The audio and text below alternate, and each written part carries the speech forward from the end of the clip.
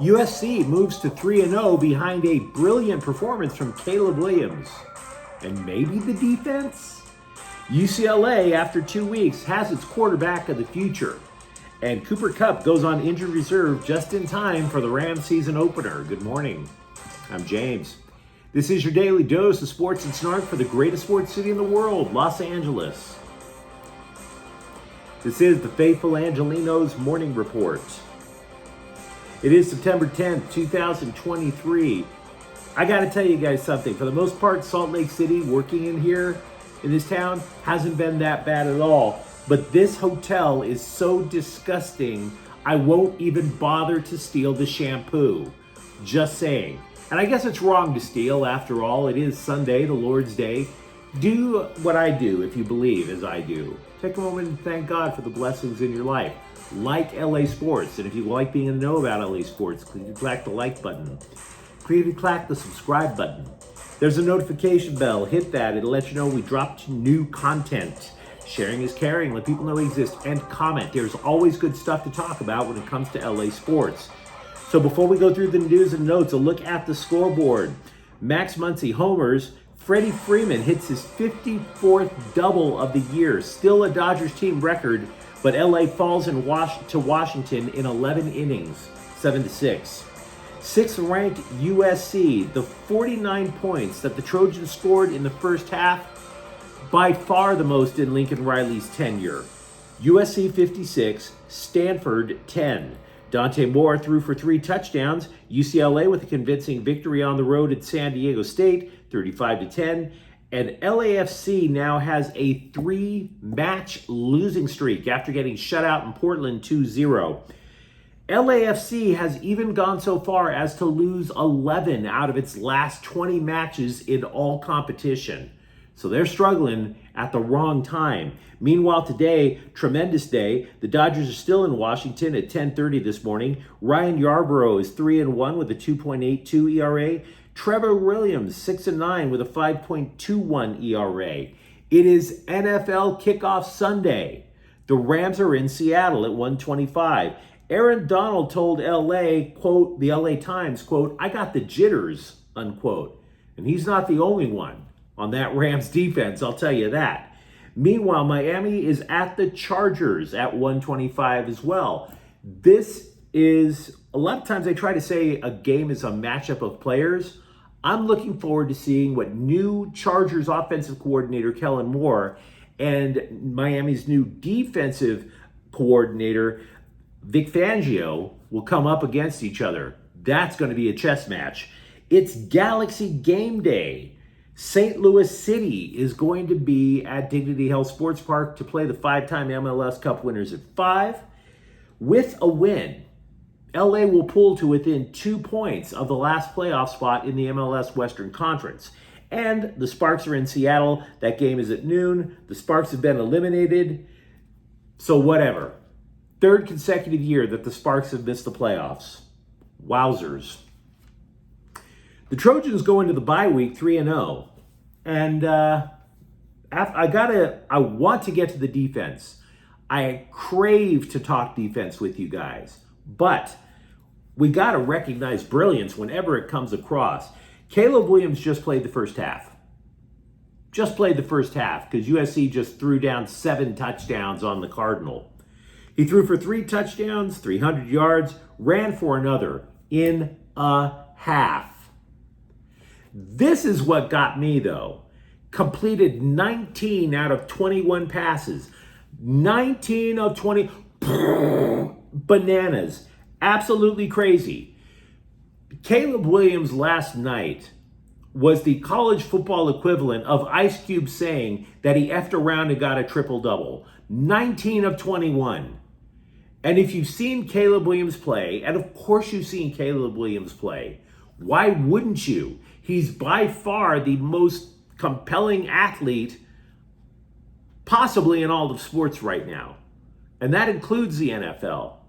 Caleb Williams throws not just your traditional overhead passes, he flings sidearm. You see all these crazy angles that, and yes, there's been many a comparison to Patrick Mahomes. Totally get it. Imagine Patrick Mahomes still in college.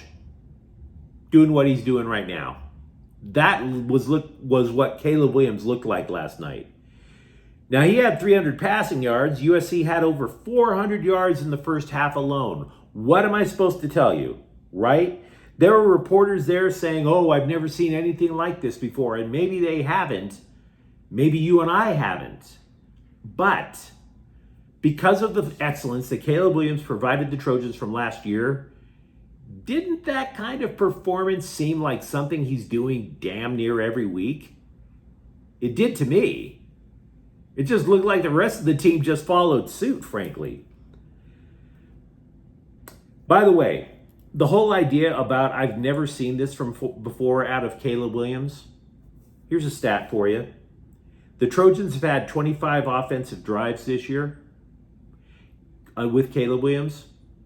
He's led them to touchdowns 18 times. Now, I will grant you the competition is comparatively weak.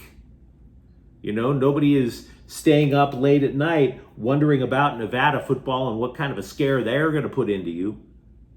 But still, the results are the results. And it's going to be curious if the Trojans rise in the AP rankings. Remember, they are ranked 6th. They have 3 ass kickings on their resume. Did the ass kicking outweigh the ass that got kicked? That's what the pollsters are going to wind up deciding. The Trojans, dare it be said about their defense, did they become just competent enough? Now, I understand they only allowed 10 points to Stanford, but we talked about this on our preview show, Friday Night Chalk Talk, which, by the way, is still up there if you want to learn more about today's matchups for both the Rams and the Chargers. If you want a decent breakdown of X's and O's and what to look for, by all means, look for Friday Night Chalk Talk on the Rams and Chargers playlist. But going back to USC, we've been talking about the defense since the bowl games, how it has to show up. It doesn't have to be dominant. It just has to get off the field once in a while. Give the Trojans offense just enough, and that team is a threat to be in the college football playoffs. I really want to believe what I saw last night. The problem is that the Stanford Cardinal now are not the Stanford Cardinal of years past. The new coaching staff is trying to install a brand new offensive philosophy, up-tempo, entirely the opposite of intelligent smash mouth that Stanford ran for decades with both Jim Harbaugh and David Shaw. You run up-tempo, and you don't have the personnel, and it's a new offense, so the intelligent smash mouth people are now trying to play up-tempo, you're going to make mistakes. If you play up-tempo with a whole bunch of new personnel, mistakes are bound to happen, and when mistakes happen, that means you're punting, and that gives the ball back to Caleb Williams. So how much of what we saw last night was USC's defensive excellence versus Stanford's ineptitude?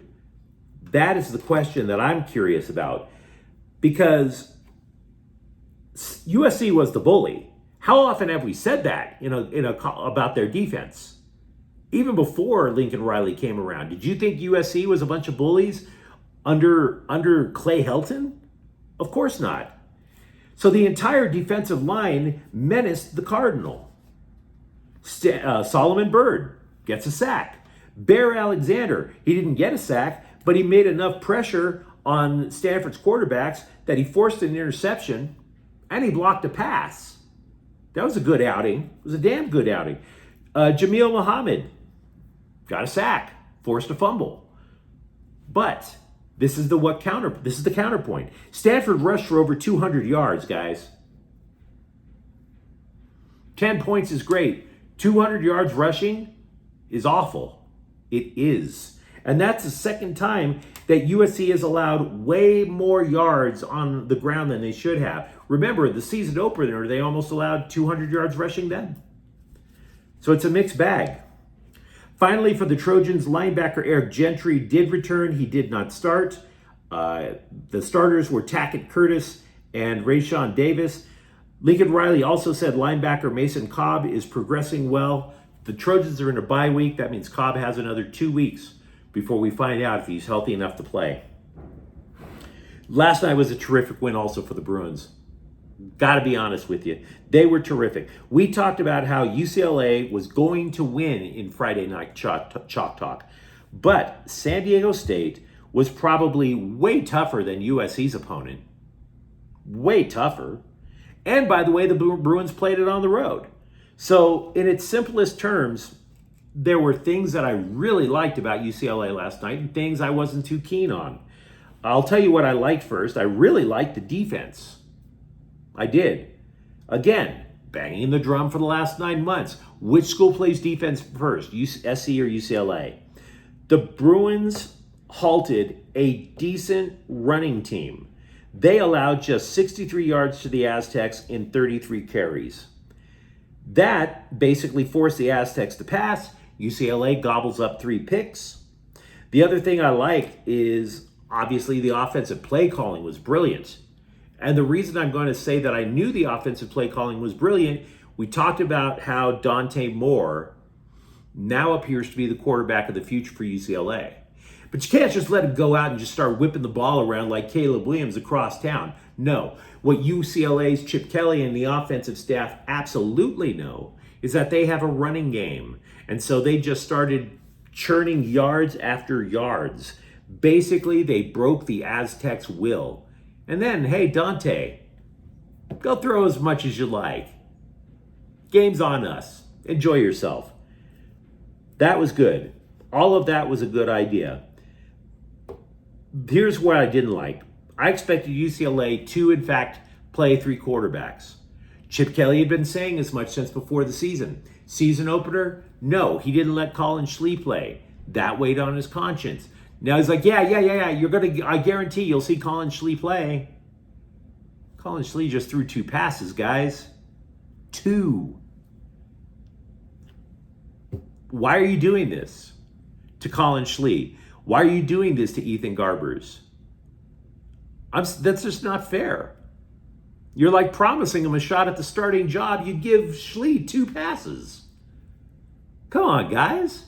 I mean, the UCLA coaching staff, they're not idiots, but I just think this is almost borderline cruel for Pete's sakes. I got to tell you, just get it over with now. Just get it over with. Dante Moore is your starter. There's nothing wrong with saying that. For Pete's sakes, Rudy got more playing time with the Fighting Irish than Ethan Garbers or Colin Schlee gets. Just end this alleged controversy. Put it all out of its misery. Literally seconds after I posted yesterday's clip, the Rams put both Cooper Kupp and tight end Hunter Long on injured reserve. Kupp is going to be out, and Long will be out for the first 4 games of the season, which means that Kupp is actually missing 12 consecutive NFL games. 12. Crazy. Now, just like, again, we talked about on the Friday night show, you can't just put Van Jefferson in Kupp's spot. It doesn't work that way. Jefferson has a different skill set than Kupp. Kupp just excels at everything. My belief is that the snaps for Kupp and where Kupp would normally line up is probably going to go to Tutu Atwell at times and Ben Skowronek at times. That's going to be a bit of a tell in terms of what play is going to be called. Why? Because if Tutu Atwell lines up in the slot and he goes in motion, you could easily see jet sweeps. Atwell's fast. Skowronek, though, is not necessarily as fast, certainly not as fast. He's a blocker. What would happen? You would imagine if he goes in motion, it's going to be a running play to that side. It would be interesting if they put in rookie Puka Nacua because they keep talking about how he's well-faceted and everything. You put him in Cooper Kupp's spot, are you sending a message that you think he could be the next one? Just wondering. Kupp, by the way, because it's 4 games, he will also miss games at the 49ers, or I should say against the 49ers. That one's at SoFi. At Cincinnati, at Indianapolis. Of those 4 games, I definitely could see a win at Indianapolis. I don't see victories against the Niners or the Bengals. If the Rams want to start the season out 2-2, they got to do it today. In good news for Rams and injuries, Joe Noteboom will start at right guard. He missed much of last year with an injury, so the offensive line, the group tasked with keeping Matthew Stafford upright from left to right. Alaric Jackson at tackle, rookie Steve Avila, Coleman Shelton, Joe Noteboom, and Rob Havenstein on the right side. Unlike other Dodgers starters, Dave Roberts told The Athletic he is willing to push Bobby Miller. Now that's in terms of responsibility, not necessarily pitch count. Miller almost completed 7 innings Saturday, which is somewhat rare for LA pitchers under Roberts' tenure as manager. But there's another reason that Roberts is really trusting Bobby Miller so early in his career. Think about this. How many batters are going to see Bobby Miller 3 or 4 times this year? Great stuff, great velocity, and you don't have a scouting report on him? You don't? The Dodgers might have, pardon the pun, an ace up their sleeve, putting Bobby Miller out there in the playoffs. Just saying. But you let me know what you think in the comments thread. Talk to me about USC, whether it's Caleb Williams or the defense. Tell me if it is time to put Colin Schley and the other UCLA quarterbacks, just put them to pasture so that Dante Moore can get the shot. And if you enjoyed this content, don't forget to subscribe to Faithful Angelenos. We're talking LA sports every single day here. Thank you for watching. I'm James. We'll be back tomorrow in a much nicer place than this. Faithful Angelenos is a Kian Corte El Queso production. Take care.